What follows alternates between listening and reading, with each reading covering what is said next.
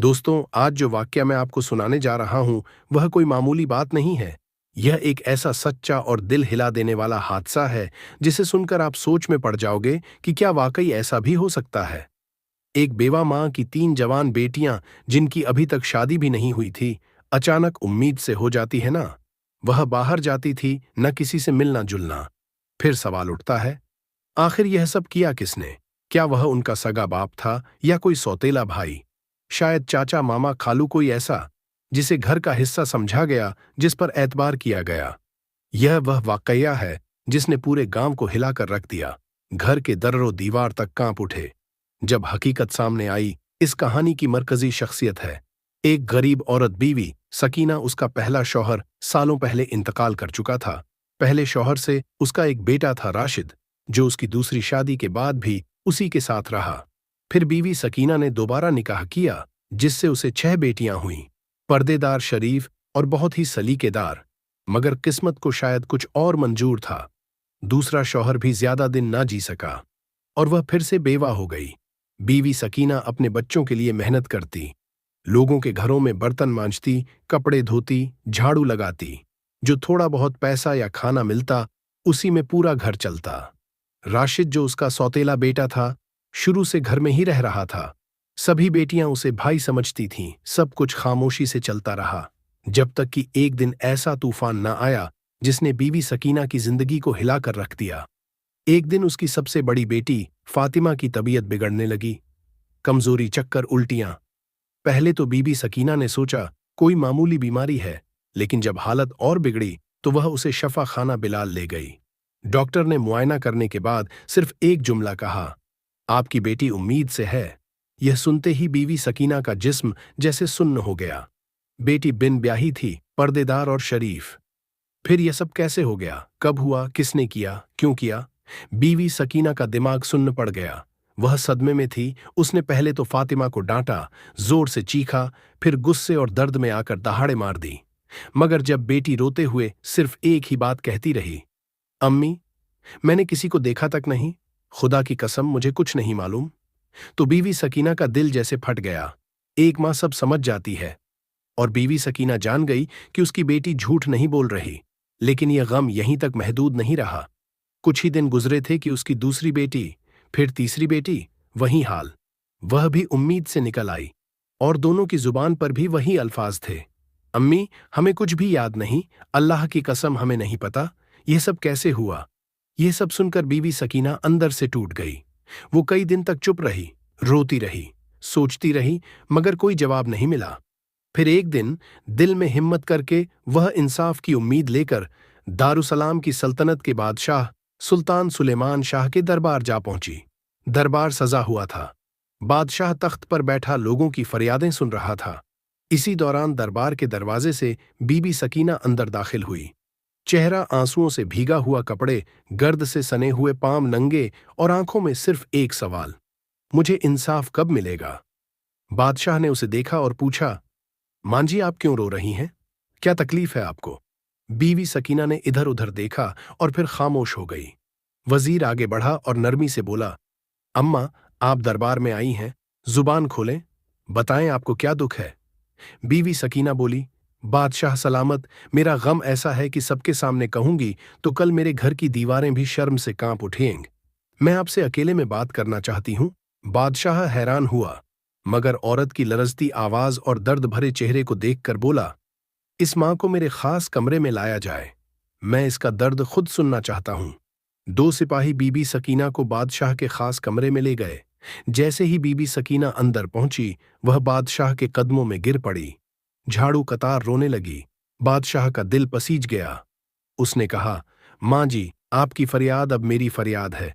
जो कुछ हुआ है सच सच बताइए। अगर मेरी सल्तनत में कोई दरिंदा छुपा बैठा है तो मैं उसे बेनकाब करके इबरत का निशान बना दूंगा। बीवी सकीना ने लरजती हुई आवाज में कहना शुरू किया, बादशाह सलामत, मेरे किस्से की हकीकत यहीं से शुरू होती है। दूसरी शादी के बाद अल्लाह ने मुझे 6 बेटियां दी, नूर जैसी, पर्देदार, शरीफ और घर की रौनक। मगर वक्त बड़ा जालिम निकला। वह शौहर भी ज्यादा दिन ना जी सका और मैं एक बार फिर बेवा हो गई। अब 6 बच्चियों की परवरिश का सारा बोझ मेरे कमजोर कंधों पर आ गया। बादशाह सलामत, मैं दिन भर लोगों के घरों में काम करती, झाड़ू पोछा बर्तन मांजना, जो बचा खुचा खाना मिलता या चंद सिक्के वहीं लेकर घर आती और अपने बच्चों का पेट पालती। मेरी बेटियां बहुत ही शरीफ और बापर्दा हैं, कभी अकेली बाहर नहीं गई, सर पर दुपट्टा, निगाहें झुकी हुई। अदब से बैठना, अदब से चलना, यही हमारी परवरिश थी। बस ऐसे ही जैसे तैसे जिंदगी कट रही थी कि एक दिन मेरी सबसे बड़ी बेटी फातिमा की तबीयत बिगड़ने लगी। कमजोरी, उल्टियां, चक्कर। मैं घबरा गई, उसे शहर के डॉक्टर के पास ले गई। डॉक्टर ने मुआयना करने के बाद जो कहा, वह सुनकर मेरे पैरों तले जमीन निकल गई। उसने कहा, आपकी बेटी उम्मीद से है। यह सुनना था कि मेरी आवाज कांपने लगी, आंखों से आंसू बहने लगे। बादशाह सलामत, मेरी बेटी की तो अभी शादी भी नहीं हुई थी। मैं यकीन ही नहीं कर पा रही थी कि ऐसा कैसे हो गया। मैं उसे घर ले आई, गुस्से में उसे मारा, थप्पड़ मारे पूछा, किसके साथ ऐसा किया? यह बच्चा किसका है? मगर वह बस रोती रही, मेरे कदमों में गिरकर कहती रही, अम्मी मुझे कुछ भी नहीं मालूम, खुदा की कसम मैंने कभी किसी को देखा भी नहीं, मैं तो कभी अकेली बाहर भी नहीं गई। बादशाह सलामत, वह मेरी बेटी है, मैंने उसे जना पाला सिखाया। मैं उसकी आंखों में झूठ पहचान सकती हूं, और मैं जान गई वह झूठ नहीं बोल रही थी। हमने चुप्पी इख्तियार कर ली। बच्चा पैदा हुआ, हमने उसे भी सीने से लगा लिया। मगर कुछ महीने ही गुजरे थे कि मेरी दूसरी बेटी, फिर तीसरी बेटी, वहीं हाल, वहीं अल्फाज, वहीं दर्द। अम्मी हमें कुछ नहीं पता, खुदा की कसम हमें याद ही नहीं कैसे हुआ। अब मेरा सब्र टूट चुका था। मैं रातों को जागती, सोचती, रोती, मगर कोई सुराग ना मिला। न कोई घर में आता था, न कोई दरवाजा खटखटाता था, न बेटियां बाहर जाती थीं। फिर यह सब हो कैसे रहा था? मैंने अल्लाह से फरियाद की, या अल्लाह मुझे बता दे ये सब कौन कर रहा है, मगर कोई जवाब नहीं आया। अब मेरा सब्र लबरेज हो चुका है। अब मैं जानना चाहती हूं वह दरिंदा कौन है जो मेरी बच्चियों की मासूमियत लूटकर चुपचाप गायब हो जाता है। मुझे इंसाफ चाहिए, बादशाह सलामत, मुझे इंसाफ चाहिए। यह कहते ही बीवी सकीना बादशाह के कदमों में गिर पड़ी। उसके आंसुओं में सारा दर्द बह रहा था। सुल्तान सुलेमान शाह का चेहरा सख्त हो गया।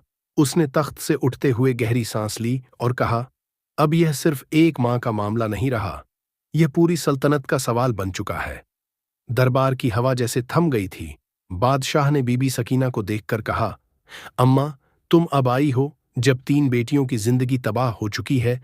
तुम्हें उस वक्त आना चाहिए था जब पहली बेटी उम्मीद से हुई थी। अगर तुम उसी वक्त बता देती तो शायद बाकी दोनों बच्चियां बच जाती। लेकिन यह भी हकीकत है, गरीब लोग अक्सर बदनामी के डर से सच को छुपा लेते हैं। अपनी बेटियों की इज्जत बचाने के लिए खुद के दिल पर जहर फेर लेते हैं, और जब वही जहर अंदर अंदर काटने लगता है तब चीख निकलती है। अम्मा तुम भी उन्हीं में से हो जो देर से आती है, मगर खैर आ तो जाती हैं। बीवी सकीना ने शर्मिंदगी से नजरें झुका लीं। आंसू बहते हुए बोली, बादशाह सलामत, आप बिल्कुल ठीक फरमा रहे हैं, मुझे पहले आना चाहिए था। मगर अब जो हो चुका है सो हो चुका। अब मैं बस यही चाहती हूं कि उस दरिंदे को पकड़ा जाए जो हमारी जिंदगी को तबाह करके हर रात गायब हो जाता है। बादशाह सुलेमान शाह ने उसे देखा। अब उसके सीने में गुस्सा और इंसाफ का जोश उबलने लगा था। वो गरज कर बोला, अम्मा अब यह मामला तुम्हारा नहीं, यह मेरी सल्तनत का है। जब तक मैं जिंदा हूं किसी दरिंदे को यह इजाजत नहीं कि वह गरीब, लाचार और पाकीज़ा औरतों पर जुल्म करे और सजा से बच जाए। अगर मेरी सल्तनत में एक भी मां बेबस हो तो ऐसी सल्तनत पर लानत है। अब तुम जाओ, आराम करो, अब तुम्हारा दर्द मेरा दर्द है। बीवी सकीना खामोशी से अपनी चादर ठीक करती हुई भीगी आंखों के साथ वहां से रवाना हो गई। बादशाह दरबार में तो लौट आया, बज़ाहिर लोगों की फरियादें सुनता रहा, मगर दिल और दिमाग एक ही सवाल में उलझा था। आखिर वो है कौन जो दिन के उजाले में फरिश्ता बनकर घूमता है और रात के अंधेरे में दरिंदा बनकर एक मां की 3 बेटियों की असमत लूट लेता है? बादशाह अपने कमरे में गया और फौरन वजीर खास को बुलाया। वजीर ने जब बादशाह सुलेमान शाह के चेहरे पर परेशानी के गहरे साए देखे तो आगे बढ़कर अदब से पूछा, बादशाह सलामत, कौन सी बात है जो आपको इतनी तकलीफ दे रही है? बादशाह ने गुस्से भरे लहजे में कहा, वजीर मेरी सल्तनत में एक दरिंदा छुपा बैठा है। ऐसा गुनाह किया है उसने कि जमीन भी शर्म से कांप जाए। एक मां की 3 मासूम बेटियों को तबाह कर दिया गया है, और वह मां आज मेरे दरबार में रोती रही। क्या यही है हमारे इंसाफ का? मय्यार वजीर ने अफसोस भरे लहजे में सिर झुकाकर कहा, बादशाह सलामत, ये वाकई बहुत बड़ा जुर्म है। अब हुक्म दें, हमें क्या करना है? बादशाह ने फौरन कहा, मुझे यह जानना है कि वह कौन है, कब आता है, कैसे घर में दाखिल होता है। वो दीमक की तरह उस घर को अंदर से छांट रहा है। हमें उसे बेनकाब करना होगा और मिसाल बनाना होगा। वजीर कुछ देर सोचता रहा, फिर धीरे से आगे बढ़ा और कानों में कहा, बादशाह सलामत, दीवारों के भी कान होते हैं। मेरे पास एक तदबीर है, मगर मैं उसे सबके सामने नहीं बता सकता। बादशाह ने गर्दन झुकाकर कहा, करीब आओ और जल्दी बताओ। वजीर ने धीरे से बादशाह के कान में एक हिकमत अमली बताई, एक ऐसा तरीका जो न सिर्फ चुपचाप जाल बिछाएगा बल्कि उस दरिंदे को उसी की हरकत करते हुएंगे हाथों पकड़ लेगा। बादशाह ने फौरन हुक्म दिया, जाओ और फौरन अमल करो। उसी रात वजीर एक कुत्ते को साथ लेकर बीबी सकीना के घर पहुंचा। उसने दरवाजा खटखटाया। बीबी सकीना ने दरवाजा खोला। हैरानी से बोली, वजीर साहब, आप इस वक्त? वजीर ने संजीदगी से जवाब दिया, अम्मा, जो दुख आप बादशाह को सुनाकर आई हैं, उसके बाद वह सारी रात सो नहीं सके। अब हम उस दरिंदे को तलाश करेंगे, बस हमें थोड़ा सा साथ देना होगा।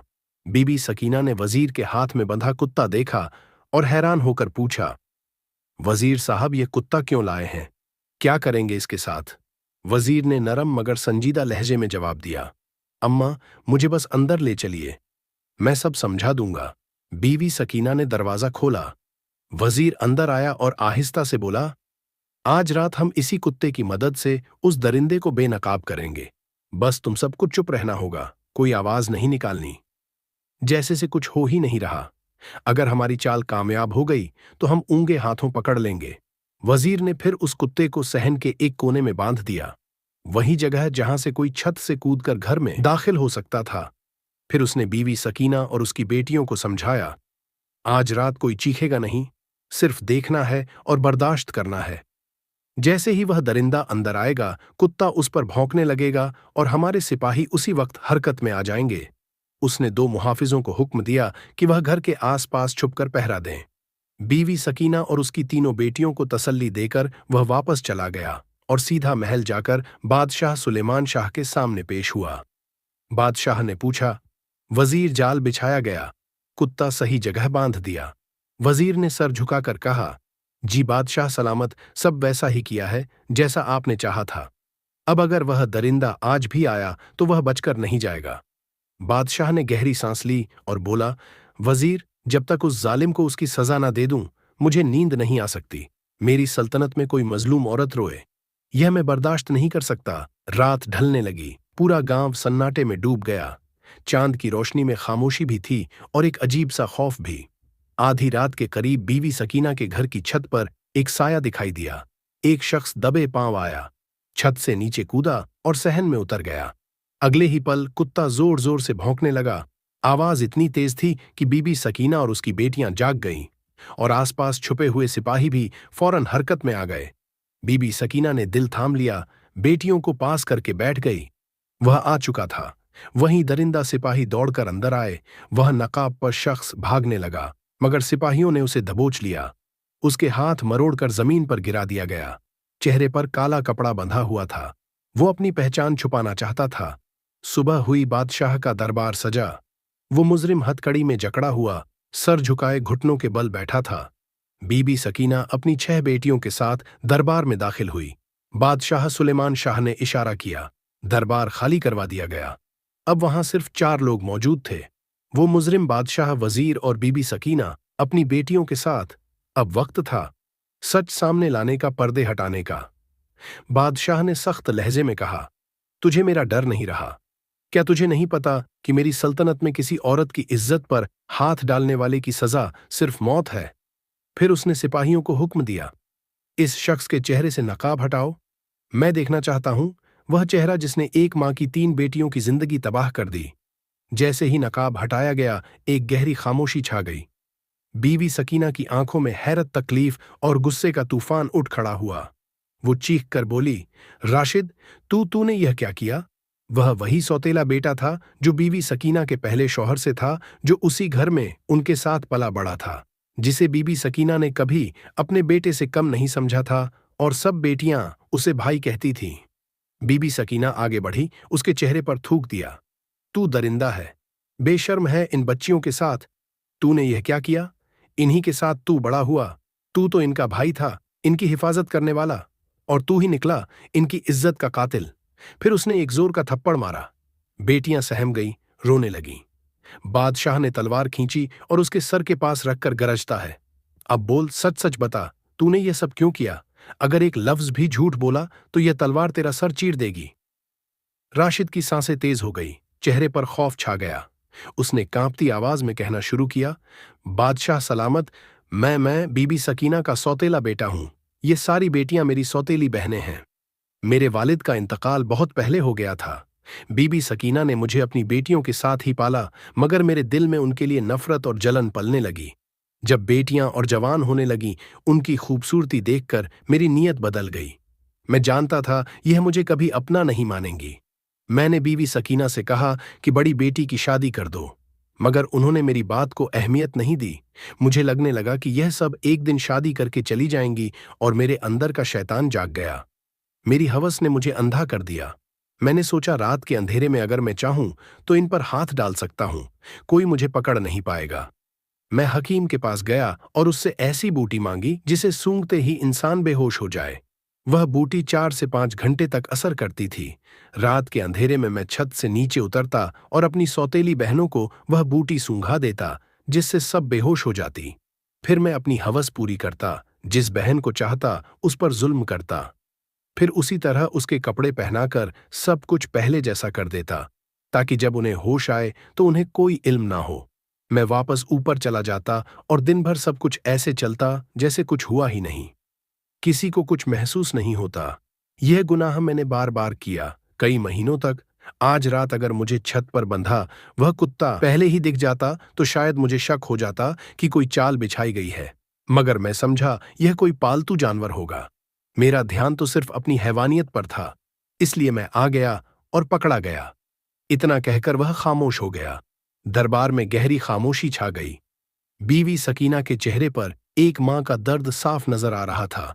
बेटियों की आंखों में सदमा और आंसू थे। बादशाह सुलेमान शाह का चेहरा गुस्से से तमतमाने लगा।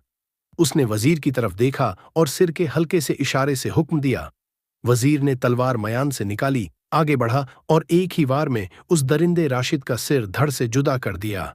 उसका जिस्म कुछ लम्हों तक तड़पता रहा और फिर हमेशा के लिए खामोश हो गया। दरबार में इंसाफ का बोलबाला हो चुका था। बादशाह ने बीबी सकीना की तरफ देखा और नरमी से कहा, अम्मा, अगर तुम पहले आ जाती तो शायद तुम्हारी बेटियां यह जुल्म न सहती, मगर अब जो हो गया वह वापस नहीं आ सकता। मगर मैं वादा करता हूं कि तुम्हारी तीनों बेटियों को वह खुशियां मिलेंगी जिनकी वह हकदार है। बादशाह ने अपनी सल्तनत के 3 नेक, इज्जतदार और साहिब हैसियत नौजवानों को चुना और उन 3 बेटियों का निकाह उनके साथ करवा दिया। जहेज में सोना, चांदी, माल और दौलत सब दिया गया। बीवी सकीना बादशाह के कदमों में गिर पड़ी और आंसुओं में भीगते हुए बार बार शुक्रिया अदा करती रही। बादशाह ने उसका सर थाम कर कहा, जब तुम्हारी बाकी 3 बेटियां भी जवान होंगी तो मुझे जरूर बताना। मैं उनके लिए भी इज्जतदार रिश्ते तलाश करूंगा। मेरी सल्तनत में कोई बेटी अकेली नहीं है। हर मजलूम माँ मेरी माँ है और हर बेटी मेरी बेटी। और यूं एक इंसाफ पसंद ने एक मजबूर माँ को उसका हक दिलाया और एक दरिंदे को उसके गुनाह की बदतरीन सजा दी। अगर आप पर भी जुल्म हो रहा है तो खामोश मत रहिए। बदनामी का डर, समाज की परवाह, यह सब छोड़िए। हक के लिए आवाज उठाइए, जुल्म के सामने खड़े हो जाइए, क्योंकि अगर आप चुप रहे तो यह दुनिया आपकी इज्जत, आपका सुकून और आपका वजूद तक निगल जाएगी। जो शख्स किसी मजलूम की मदद करता है, अल्लाह ताला खुद उसकी मदद करता है। तुम में से सबसे बेहतरीन वह है जो अपने घर वालों के लिए बेहतरीन हो। ऐ अल्लाह, मेरी इस कहानी को हिदायत और नेकी का जरिया बना और जो भी इसे सुने या पढ़े उसके दिल को नरमी और आंखों को रोशनी दे।